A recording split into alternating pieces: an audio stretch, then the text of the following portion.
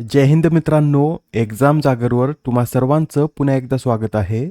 मित्रांनो, आजच्या चालू घडामोडीच्या सत्रात आपण नुकत्याच घडलेल्या घटनांवर आधारित MCQची प्रॅक्टिस करणार आहोत. यातील एक एक प्रश्न अत्यंत महत्त्वाचा आहे, त्यासाठी व्हिडिओ शेवटपर्यंत पहा व आपल्या मित्रांसोबत सुद्धा शेअर करा, जेणेकरून येणाऱ्या एक्झाममध्ये त्यांना सुद्धा याचा फायदा होईल. आणि आजच्या व्हिडिओची PDF डाउनलोड करायची असेल तर तुम्ही एक्झाम जागर या टेलिग्राम चॅनलवरून ती डाउनलोड करू शकता. आजची PDF संध्याकाळी 6 वाजता उपलब्ध होईल. मित्रांनो, आजच्या सत्राला सुरुवात करण्याआधी 14 एप्रिलमध्ये आपण हा जो प्रश्न पाहिला होता, यात एक छोटंसं करेक्शन करून घ्या. हा प्रश्न काय होता, तर वरिष्ठ आशियाई कुस्ती चॅम्पियनशिपचं आयोजन कोठे करण्यात आलं, तर याचं आयोजन किर्गिस्तान या देशात करण्यात आलं होतं. आणि या स्पर्धेत भारताने एकूण 17 पदक पटकावली आहेत व या पदतालिकेत भारत कितव्या स्थानी होता, तर या पदतालिकेत भारत 5व्या स्थानी होता. तर पुरुषांच्या फ्रीस्टाईल सांघिक क्रमवारीत भारत दुसऱ्या स्थानी आहे. पदतालिकेत 5व्या आणि पुरुषांच्या फ्रीस्टाईल सांघिक क्रमवारीत भारत दुसऱ्या स्थानी आहे. एवढे एक करेक्शन करून घ्या. आणि 14 एप्रिलची सुधारणासह नवीन PDF सुद्धा मी टेलिग्राम चॅनलवर अपलोड केली आहे. अजून जर डाउनलोड केली नसेल तर ती नवीन PDF डाउनलोड करून घ्या. ठीक आहे, चला तर आपण आता आजच्या सत्राला सुरुवात करूया. पहिला प्रश्न पहा. विस्डेन क्रिकेटर्स अवॉर्ड 2026 मध्ये जगातील सर्वोत्कृष्ट महिला क्रिकेटर पुरस्काराने कोणाला सन्मानित करण्यात आले? या प्रश्नाचं उत्तर आहे पर्याय क्रमांक 2, म्हणजेच भारताच्या दीप्ती शर्मा यांना विस्डेन क्रिकेट्स अवॉर्ड 2026 मध्ये जगातील सर्वोत्कृष्ट महिला क्रिकेटर या पुरस्काराने सन्मानित करण्यात आला आहे. मित्रांनो, दीप्ती शर्मा यांनी 2025चा विश्वचषक भारतीय संघाला जिंकून देण्यात महत्त्वपूर्ण भूमिका बजावली होती. त्यांना या विश्वचषकात प्लेयर ऑफ द टुर्नामेंट या पुरस्काराने सुद्धा गौरवण्यात आलं होतं व या विश्वचषकातील कामगिरीमुळेच त्यांना आता हा पुरस्कार देखील जाहीर झाला आहे. आणि विशेष बाब म्हणजे मिताली राज व स्मृती मंदाना यांच्यानंतर हा सन्मान मिळवणाऱ्या त्या तिसऱ्या भारतीय महिला क्रिकेटपटू आहेत. बरं, हा पुरस्कार पुरुषांमध्ये कोणाला देण्यात आला, तर जगातील सर्वोत्तम पुरुष क्रिकेटपटू हा पुरस्कार मिचेल स्टार्क यांना देण्यात आला आहे. इतर पुरस्कारामध्ये यात सर्वोत्कृष्ट T20 क्रिकेटर हा पुरस्कार भारताच्या अभिषेक शर्मा यांना देण्यात आला. तर मैदानावरील उत्कृष्ट वैयक्तिक कामगिरीसाठी देण्यात येणारी विस्डेन ट्रॉफी ही शुभमन गिल यांना देण्यात आली आहे. आणि मित्रांनो, विस्डेनद्वारे दरवर्षी क्रिकेटर ऑफ द इयर म्हणून 5 खेळाडूंची निवड केली जाते व यंदाच्या या यादीत 5 पैकी 4 खेळाडू हे भारतीय आहेत. या 4 खेळाडूमध्ये शुभमन गिल, रवींद्र जडेजा, ऋषभ पंत व मोहम्मद सिराज या 4 भारतीयांचा समावेश आहे. Next question. बिहार या राज्याचे 24वे मुख्यमंत्री म्हणून कोणी शपथ घेतली?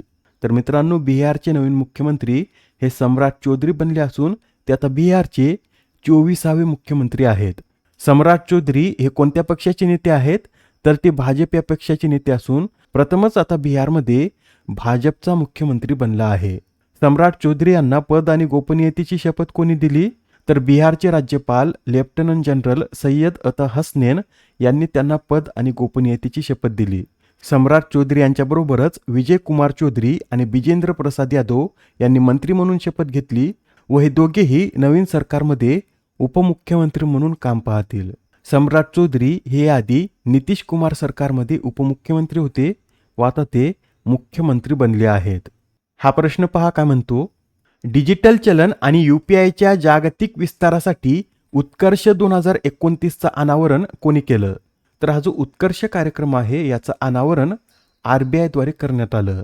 याचा मुख्य उद्देश काय, तर RBIला एक जागतिक दर्जाची पूर्ण सेवा देणारी मध्यवर्ती बँक म्हणून स्थापित करणे हे या कार्यक्रमाचं उद्दिष्ट आहे. मित्रांनो, या कार्यक्रमाअंतर्गत UPIची पोहोच परदेशात वाढवून आंतरराष्ट्रीय स्तरावर पेमेंट प्रक्रिया जलद आणि कार्यक्षम करण्यावर भर दिला जाणार आहे. हा कार्यक्रम एप्रिल 2026 ते मार्च 2029 पर्यंत राबवण्यात येईल. येथे RBI विषयी सुद्धा माहिती नोट करून घ्या. RBI म्हणजे रिझर्व्ह बँक ऑफ इंडिया. याची स्थापना 1 एप्रिल 1935 मध्ये करण्यात आली. याचं राष्ट्रीयकरण 1 जानेवारी 1949 मध्ये करण्यात आलं असून याचं मुख्यालय मुंबई येथे आहे. RBIचे पहिले भारतीय गव्हर्नर कोण होते, तर CD देशमुख हे RBIचे पहिले भारतीय गव्हर्नर होते. पुढील प्रश्न. 15व्या युरोपियन मुलींच्या गणित ऑलिम्पियाड स्पर्धेचं आयोजन कोठे करण्यात आले?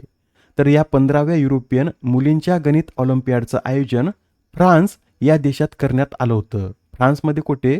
तर फ्रान्समधील बोर्डो येथे 9 ते 15 एप्रिल दरम्यान ही स्पर्धा पार पडली आहे. व या स्पर्धेत भारताने उत्कृष्ट कामगिरी करत 1 सुवर्ण, 1 रौप्य व 1 कांस्य पदक पटकावलं.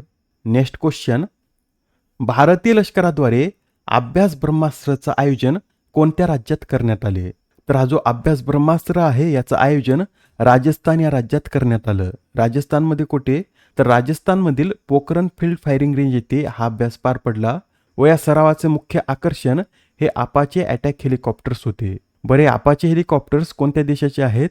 तर अमेरिका या देशाकडून भारताने हे हेलिकॉप्टर परचेस केले आहेत. आता हा युद्धाभ्यास पहा. बालिकतन हा युद्धाभ्यास कोणत्या 2 देशात आयोजित केला जातो? या प्रश्नाचं उत्तर आहे पर्याय क्रमांक 4, म्हणजेच बालिकतन हा युद्धाभ्यास फिलिपिन्स आणि अमेरिका या 2 देशादरम्यान आयोजित केला जातो. बालिकतन याचा टॉगलॉग भाषेत अर्थ खांद्याला खांदा लावून असा होतो व हा या दोन्ही देशामधील एक मुख्य युद्धाभ्यास असून याचं आयोजन इंडो पॅसिफिक प्रदेशात सुरक्षा आणि स्थिरता सुनिश्चित करण्यासाठी करण्यात येतं. आता हा प्रश्न पहा काय म्हणतो. कोणती संस्था central council for research in Ayurvedic sciences अंतर्गत ISO आदी स्वीकृती प्राप्त करणारी पहिली संस्था ठरली? मित्रांनो, हा प्रश्न अत्यंत महत्त्वाचा आहे, येणाऱ्या एक्झाममध्ये निश्चित विचारण्यात येईल. तर लक्षात ठेवा, CCRAS अंतर्गत ISO आदी स्वीकृती प्राप्त करणारी पहिली संस्था ही CARI बेंगलोर ठरली आहे व या संस्थेला हे नुकतंच प्रमाणपत्र NABL कडून प्रदान करण्यात आलं आहे. हे ISO प्रमाणपत्र वैद्यकीय प्रयोगशाळांच्या गुणवत्तेसाठीचे आंतरराष्ट्रीय मानक आहे व असं मानक आता CARI बेंगलोरला मिळालं. नेक्स्ट क्वेश्चन, आर्टेमिस 2 या मोहिमेमध्ये वापरल्या गेलेल्या ओरियन या अंतराळयानाला अधिकृतपणे काय नाव देण्यात आले? तर हे जे ओरियन अंतराळयान आहे याला अधिकृतपणे इंटिग्रिटी हे नाव देण्यात आलं होतं. मित्रांनो, 10 दिवसाच्या मोहिमेनंतर इंटिग्रिटी या यानाने अमेरिकेच्या कॅलिफोर्नियाच्या किनाऱ्याजवळील पॅसिफिक महासागरात यशस्वीपणे लँडिंग केलं आहे. या मोहिमेत एकूण 4 अंतराळवीर होते. त्यापैकी विक्टर ग्लोवर हे या मोहिमेअंतर्गत चंद्राला प्रदक्षिणा घालणारे पहिले कृष्णवर्णीय अंतराळवीर ठरलेत. तर क्रिस्टिन कोच या चंद्राला प्रदक्षिणा घालणाऱ्या पहिल्या महिला ठरल्या आहेत. तसेच यातील जे जेरेमी हॅन्सेन आहेत हे कॅनडा या देशाचे असून चंद्र मोहिमेतील ते पहिलेच बिगर अमेरिकी व्यक्ती आहेत. नेक्स्ट क्वेश्चन, आशियाई बॉक्सिंग चॅम्पियनशिप 2026चं आयोजन कोठे करण्यात आले? तर ही जी आशियाई बॉक्सिंग चॅम्पियनशिप आहे याचं आयोजन मंगोलिया या देशात करण्यात आलं. मंगोलियातील उलानबतर येथे 28 मार्च ते 11 एप्रिल दरम्यान ही स्पर्धा पार पडली व या स्पर्धेत भारताने 5 सुवर्ण, 3 रौप्य व 8 कांस्य पदकांसह एकूण 16 पदक जिंकत दुसरे स्थान पटकावले आहे. आजच्या सत्रामधील शेवटचा प्रश्न पहा. दरवर्षी जागतिक कला दिन कधी साजरा केला जातो? तर हा जो जागतिक कला दिन आहे हा दरवर्षी 15 एप्रिल रोजी साजरा केला जातो व हा दिवस 2012 साली आंतरराष्ट्रीय कला संघटनेद्वारे स्थापित करण्यात आला. यंदाची या दिनाची थीम काय? तर garden of expression cultivating community through art अशी यावेळेसच्या दिनाची थीम होती. याआधीच्या सत्रात तुमच्यासाठीचा प्रश्न होता, आशियाई बॅडमिंटन चॅम्पियनशिपमध्ये रौप्य पदक जिंकणारे पहिले भारतीय पुरुष बॅडमिंटनपटू कोण ठरले आहेत? या प्रश्नाचं उत्तर आहे पर्याय क्रमांक 2, म्हणजेच आयुष शेट्टी हे या स्पर्धेत रौप्य पदक जिंकणारे पहिले भारतीय पुरुष बॅडमिंटनपटू ठरले आहेत. आजच्या सत्रामधील तुमच्यासाठीचा प्रश्न पहा. ऑस्ट्रेलियातील पहिल्या महिला लष्कर प्रमुख म्हणून कोणाची नियुक्ती करण्यात आली? आता या प्रश्नाचं उत्तर कमेंटमध्ये देण्याचा प्रयत्न करा.